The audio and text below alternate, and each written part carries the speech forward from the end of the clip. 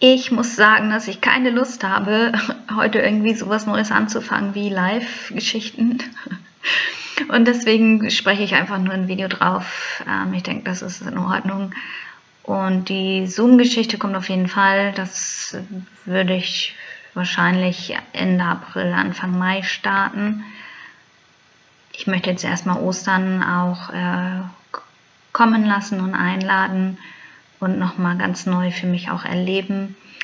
Es liegt noch eine Fahrt an, steht eine Fahrt an nach Mainz, der ich schon sehr entgegenschaue. Und von daher möchte ich da, glaube ich, gerade nichts Neues fabrizieren. Herzlich willkommen auf Protect Inner Circle. Heute wollte ich ein bisschen sprechen über die inneren und äußeren Grenzen. Ihr könnt statt in den Chat dann live, könnt ihr auch in die Kommentare natürlich schreiben oder auf meine E-Mail-Adresse könnt ihr mich auch jederzeit kontaktieren. Ab Ende April, Mai geht ja auch dann das los mit dieser Zoom-Geschichte. Das würde ich, glaube ich, auf einmal monatlich erstmal begrenzen. Je nachdem werden wir schauen. Es wird eine spannende Geschichte werden. Ja, innere und äußere Grenzen. Wie komme ich auf das Thema? Beziehungsweise, was hat das auch mit Wahrheit zu tun? Es ist so, dass ich für mich einen Punkt im Leben erreicht habe, an dem ich gedacht habe, okay, das ist nicht meine Wahrheit. Und daraufhin konnte ich halt eben sehen, wirklich, dass sich da eine Grenze vorschiebt zwischen der Wahrheit eines anderen und meiner eigenen Wahrheit.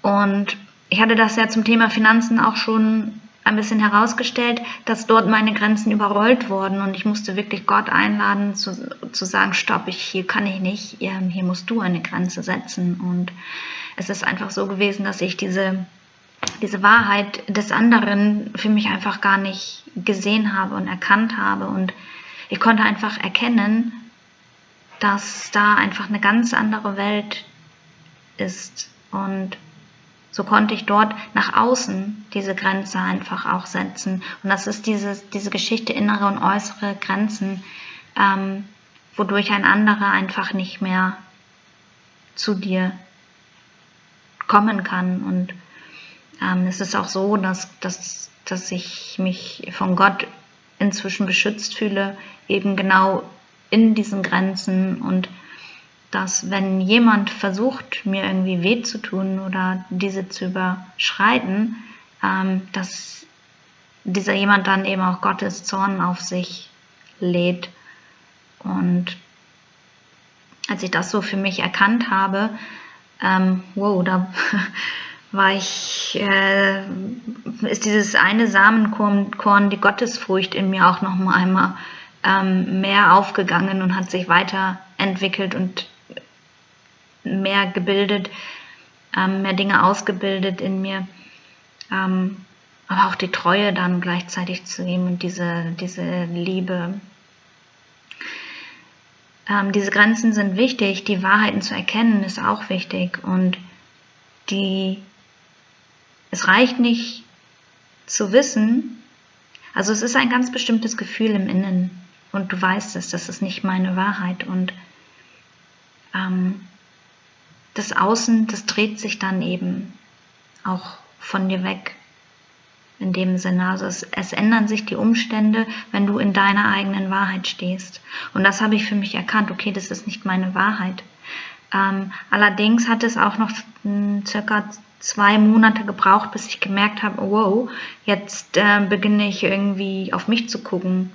Und das führt dann unweigerlich natürlich auch in den Stolz. Und das wollen wir natürlich nicht. Wir wollen nicht selbstsüchtig oder stolz werden und sagen, hey, ich lebe meine Wahrheit und ich erhebe mich über. Sondern ich konnte ganz schnell dann feststellen, auch meine Wahrheit ist nicht richtig. Und ich konnte sehen Verletzungen der Wahrheit des anderen, in meiner Wahrheit konnte ich Verletzungen sehen und eben auch die Muster, die Masken, die Schuld, Stolz, ach was da nicht alles zugehört. Bis ich dann einfach auch nochmal neu erkannt habe, wonach man ja eigentlich auch innerlich strebt, aber ich konnte das nochmal ganz neu festigen in mir, dass ich dann eben einfach die Wahrheit Gottes für mich lebe. Und die erhebt sich dann natürlich auch über die erhebt sich über unsere Wahrheit, unser aller Wahrheit. Und als ich das erkannt habe, kam das eben auch mit den Grenzen nochmal neu, dass ich gemerkt habe, Gott beschützt mich. Und ich hatte hier einen Unfall vor der Haustür, dadurch wurde mein parkendes Auto beschädigt, es ist nichts passiert. Aber Gott hat da so eine Glocke drum gesetzt und es war absolutes Chaos, aber ich konnte in diesem Chaos einfach Gottes Ordnung und Gottes Wahrheit sehen und ich konnte gar nicht aufhören zu danken für all seine Größe und Güte da drin und dass er aus diesem Unfall eigentlich letztlich was Gutes gemacht hat und sich einfach ganz in seiner Ordnung, also diese Ordnung im Chaos trotzdem gezeigt hat. Er schreibt auf krummen Linien gerade und das ist das, was ich sehen konnte und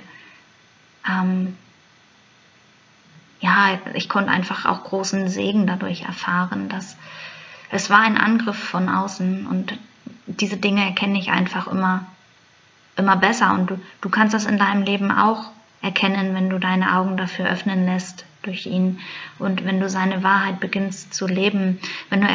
Also ich denke, ein guter Schritt ist wirklich, wenn du noch nicht vollkommen in Gottes Wahrheit gehst, ein guter Schritt ist wirklich zu erkennen, die Beziehungen, die ich nach außen lebe, sei es auf der Arbeit, sei es einfach nur in der Stadt oder whatever oder halt eben auch zu Hause oder zur Familie, zu den Eltern. Du kannst schauen, was für eine Wahrheit leben sie, was für eine Wahrheit lebst du und wie sieht aber Gottes Wahrheit aus für euch beide. Und das zu erkennen ist wunderschön und so kann man dann eben auch sich da hineinversetzen, wo man einfach äußere Grenzen dem anderen auch setzen darf und sagen darf, nein, du mit deiner Wahrheit dreh dich zu dir um. Du setzt quasi einen Spiegel hin und sagst, dreh dich zu dir um. Aber innere Grenzen, das ist ein Spiegel zu dir selber, wo du dann dir selber eben sagst, okay, ich entscheide mich für Dinge zu tun oder nicht zu tun. Zum Beispiel habe ich mich auch entschieden, an einer Veranstaltung nicht teilzunehmen.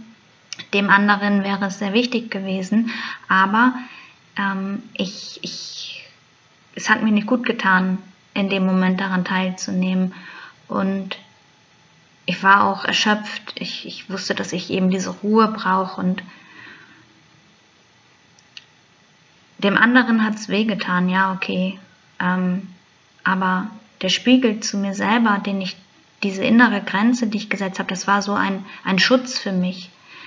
Das eine ist mehr so ein Aufprall für die anderen, ja, das schützt einen auch, aber das setzt man für den anderen. Für deren Wahrheit. Und ich für meine Wahrheit setze diese innere Grenze. Ich weiß nicht, ob das deutlich wird, vielleicht könnt ihr das in den Kommentaren irgendwie bestätigen oder auch gerne rückfragen oder halt per Mail, wenn es nicht so öffentlich sein soll, sehr gerne. Ja, aber über alledem trotzdem steht Gott und wenn du selber merkst, okay, ich kann das hier weder nach innen noch nach außen, kann das hier nicht so gut handeln, dann kommt Gottes Wahrheit und der beschützt dich. Und ich hatte halt eben auch diese Situation, das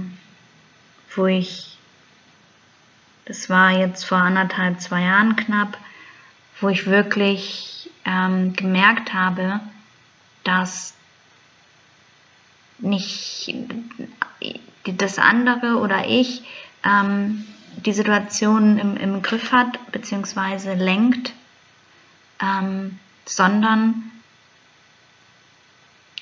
ich wurde quasi aus dem Leben entnommen zum Schutz einfach.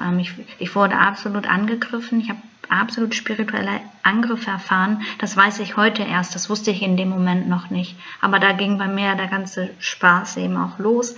Und ich kann heute sehen, und ich bin da so dankbar für, wie Gott mich aus dieser Situation herausgenommen hat und mich vor diesen Angriffen geschützt hat. Da war wirklich so auch Neid und auch was weiß ich, was da alles auf mich zugekommen ist an Angriffen. Und natürlich auch nur, weil ich diese offenen Grenzen hatte, die ich Gott sei Dank schließen konnte. Es ist nicht leicht, diese ganzen Geschichten miteinander zu verknüpfen, deswegen heißt das hier heute auch Spurensuche. Und alle meine Videos, die zielen einfach auf eins ab, auf die Wahrheit, die ich immer finden wollte als Journalistin auf der ganzen Welt. Ich wollte eine Wahrheit für alle finden, ich wollte den Frieden auf Erden. Nicht mit dieser rosaroten Brille, sondern schon logisch hinterdacht. Und so war das auch mit der Waldwirtschaft zum Beispiel oder ja überhaupt mit der Natur. Mir haben Naturthemen eben auch am Herzen gelegen. Unweigerlich kommt man dann natürlich in die Industrie, dann wiederum in die Politik und dann in den Krieg hinein. Also es sind so viele Verknüpfungen miteinander, die alle irgendwo miteinander natürlich zusammenhängen. Und es hat mir eine riesen Freude bereitet, damals als freie Journalistin da so reinzuschauen und das zu verknüpfen und irgendwo für den Normalbürger irgendwie etwas darzustellen, was man nachvollziehen kann. Eben auch zu sehen, okay, ich aus meiner Perspektive finde, dass der und der Schritt jetzt oder Bau von irgendwas oder Abrodung vielleicht gerade nicht so gut ist, aber aus der anderen Sicht wiederum kann man diese Perspektive dann vielleicht eben auch anders verstehen und genauso politisch. Und das sind so Sachen, da habe ich immer Lust zu gehabt. Und ich war auch sehr, sehr traurig, als mir gesagt wurde, nein, das machst du jetzt nicht mehr. Das war wirklich, dass ich mein Haus ja auch verkauft habe und ich dachte, damit ich in meine Berufung neu einsteigen kann. Und ich packe dann hier meine Kartons aus und meine ganzen Sachen, meine Unterlagen dazu. Und ich habe gedacht, wow, jetzt, wo ich keinen Garten zum Beispiel mehr habe und die Zeit dort investiere, kann ich mich dem voll und ganz widmen. Und ich wurde aber eines Besseren belehrt und auch hier hat Gott mir eine Grenze gesetzt. Und die war so deutlich, dass ich auch keine Fragen mehr gestellt habe. Ich wusste genau, okay, nein, diese Schublade, die bleibt jetzt erstmal so zu. Und da geht man dann in das Vertrauen auch. Es ist natürlich, wenn man diese Türen zumacht, dann entsteht erstmal eine Art Widerhall, ein leerer Widerhall. Und man sitzt erstmal in diesem leeren Raum und denkt sich so, boah, das ist jetzt aber komisch. Aber dann, wenn man im Vertrauen bleibt, dass das nicht gegen einen ist, sondern für einen geschieht, dann kann man halt eben sich auch füllen. Mit dieser Dankbarkeit wird man auch bestückt, dann kann diese Dankbarkeit dafür empfinden und dann richtet sich erst das Außen. Also man muss wirklich, es ist also hier Langmut, die Gaben und Früchte so, des Heiligen Geistes, Langmut, Treue, Liebe, Frieden, Freude, Einsicht, Weisheit und noch vieles mehr. Das sind die Schlüssel und Bausteine für die Agape-Liebe. Ich habe dazu auch einige Videos, eine Playlist und auch diesen Gedichteband geschrieben. Diese Videos sind kostenlos und da sind auch die Gedichte dann drin, die ich dann quasi erkläre, wie ich das so für mich verstehe. Man kann natürlich vieles zum Beispiel zum Frieden sagen. Man kann natürlich 100.000 verschiedene Gedichte dazu auch schreiben. Ich habe nur mal diese gewählt, weil sie mir in dem Moment so eingespielt wurden. Aber da versuche ich halt auch schon so ein bisschen drauf einzugehen, was diese einzelnen Samen ja in Wirklichkeit auch bedeuten. Und genau das ist es, warum wir diese inneren und äußeren Grenzen eben auch setzen müssen, damit wir unsere Pflänzchen in uns schützen, damit wir diese Samen erstmal auch legen können. Also du musst dich aktiv dazu entscheiden, dass du diese Samen in dir integrieren möchtest, dass du eben auch bereit bist, sie zu hegen und zu pflegen, dass du eben, wenn im Außen etwas passiert, auch erkennen kannst, vielleicht auch wütend wirst und dich nicht so unter Kontrolle hast, dass du das aber über Langmut, wo du merkst, okay, jetzt muss ich aber ein bisschen langmütiger werden oder sanftmütiger, Selbstbeherrschung lernen, ist auch eine Frucht, dass du das in dir kultivieren darfst und alles, was im Außen geschieht, damit du das in dir aufblühen lässt. Du hast jedes Mal neu die Chance dazu, dich zu entscheiden, lässt du es aufblühen, den Baum des Lebens wachsen lassen. Oder aber eben nährst du dich von anderen Dingen und lässt zum Beispiel den Jähzorn raus. Ich konnte jetzt eine schöne Sache in mir feststellen, wo ich eben Gottes Zorn gespürt habe. Ich habe wirklich Gottes Zorn über eine Person gespürt, aber ich selber, ich hab Fürbitte geleistet, ich habe Gott angefleht, dass er doch eben vergibt und dass ich ja auch vergebe und habe auch gebeten, dass er mir vergibt wiederum. Und über Vergebung und Fürbitte kann man eben auch eine sehr schöne Beziehung zu Gott aufbauen und mit ihm eben gemeinsam diese Grenzen setzen und ihn dann eben auch einladen, Gott, hier komme ich nicht weiter, hier musst du diese Grenze setzen und dann wirklich auch da sein, wenn er das tut. Also vom Bewusstsein her, das zu sehen und zu erkennen, okay, jetzt hat er wirklich eine Grenze gesetzt. Und das eine Mal, das war wirklich, also da war wirklich zappenduster. Und er ist da rigoros. Also man darf auch vorsichtig sein mit dem, was man sich wünscht und wie man eben auch zum Gegenüber geht oder sich dem Gegenüber aufstellt, mit welcher Motivation man eben auch zu Gott geht. Also im Prinzip ist es so, er leitet uns, er führt uns und wir gehen ja nun mal die Schritte für ihn auch. Und unweigerlich ist es so, ich glaube, es ist so, aber besonders die Menschen, die über diese Kingdom-Ehe erweckt werden. Ich glaube, dass besonders hier ein Augenmerk der Unterwelt auch gelegt ist. Und die Frau, die wird, weil sie der Altar ist, einfach auch, sie wird zuerst angegriffen. Und wenn man in die Geschichte Adam-Evas schaut, sie sich erkennen quasi, sie aus seiner Rippe gemacht wurde, da ist es ja eben auch so, wo geht die Schlange hin zuerst? Zu Eva. Warum? Weil sie den Altar in sich trägt, wo neues Leben entstehen kann. Und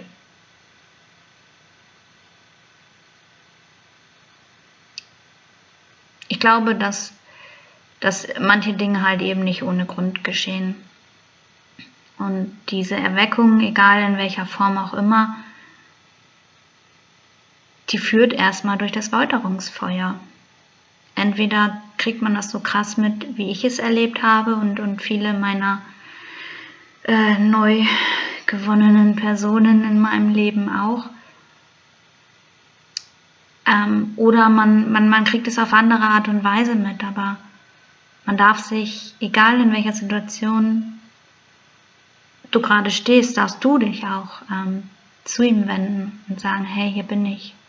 Und wenn du dich noch nicht zu Jesus bekannt hast, dann kann ich nach wie vor auf die Andachtsvideos von mir verweisen. Das ist chronologisch und beginnt mit dem geöffneten Herzen. Und du kannst all diese Schönheit dahinter nur erfahren, wenn du ihm auch aufmachst. Gott ist da, er klopft an, aber die Tür aufmachen, die musst du. Es ist deine Entscheidung. Und nur so kriegst du das eben auch in deinem Leben integriert. Wenn du weiterhin sagst, nö, ist mir egal, kannst du ja gerne machen, ist deine Entscheidung. Ich weiß, dass Gott darüber betrübt ist, über jeden, der sagt, nö, will ich nicht. Jemand, der im Geiste geht und mit Gott geht, der kann das genauso nachempfinden. Aber es gibt ja eben auch die Möglichkeit, Fürbitte zu leisten. Und ich denke, das ist alles so ein Tanz, ein Zusammenspiel, dass man schon auch äußere Grenzen setzen darf, dass man allem absagen darf, was nicht von ihm ist, dem ganzen Stolz und so weiter. Und wenn du für dich siehst, okay, das ist eine Sache, in der ich verletzt werde, dann kannst du eben auch diese innere Grenzen setzen. Ich weiß nicht, ob das jetzt so aus dem Stegreif deutlich gemacht wurde, ob du das eben auch genauso erkennen kannst, nachvollziehen kannst. Ich weiß, das Thema ist ein bisschen komplex. Man kann das leider eben auch nicht verallgemeinern. Oder ich kann es zumindest nicht. Es gibt bestimmt Leute, die können das viel, viel besser, aber ich kann das halt nicht so wirklich verallgemeinern. Ich kann immer nur eine Geschichte nehmen und kann gerne da mit hineinschauen. Also wenn du sagst, okay, ich möchte bei mir auch mal ein bisschen auf Spurensuche gehen, zum Beispiel, weil die Finanzen mir ständig entrinnen oder weil da ständig jemand ist, der mir gegenüber respektlos ist und nicht nur der, sondern auch noch 5 andere, die immer wieder in meinem Leben auftauchen oder weil ständig die Beziehungen kippen, whatever. Das kann man nur wirklich auch machen, wenn man die Geschichte, wenn man sich da ein bisschen für öffnet und diese Geschichte dahinter so ein bisschen auch erzählt. Sonst ist es schwierig, eben allgemeine Tipps zu geben, weil für jeden etwas anderes gilt. Wir sind alle Individuen, wir sind alle unterschiedlich in unseren Wegen und Prägungen, mit unseren Masken und Mustern. Unsere Eltern haben alle was anderes erlebt, die Großeltern. Ja, es gibt gewisse Grundthemen in einem Land, wie zum Beispiel in Deutschland der Zweite Weltkrieg, die Schuld des Nationalsozialismus zum Beispiel. Aber trotzdem ist ja alles individuell. Und ich kann zwar hier und da auch Dinge erzählen aus meinem Leben, es kann vielleicht dem einen oder anderen schon ein bisschen weiterhelfen, aber den richtigen Weg, den können wir besser herausstellen, wenn wir uns wirklich treffen über dieses Zoom. Deswegen möchte ich da jetzt schon mal zu einladen. Das wird dann Ende April, Anfang Mai losgehen. Vielleicht Ende April schon. Auch an einem Wochenende, vielleicht samstags. Das weiß ich im Einzelnen noch nicht. Da seid ihr herzlich zu eingeladen, kostenlos, dass wir uns einfach unterhalten, in einem sicheren Raum sprechen. Und dann schauen wir mal, wo wir hinkommen.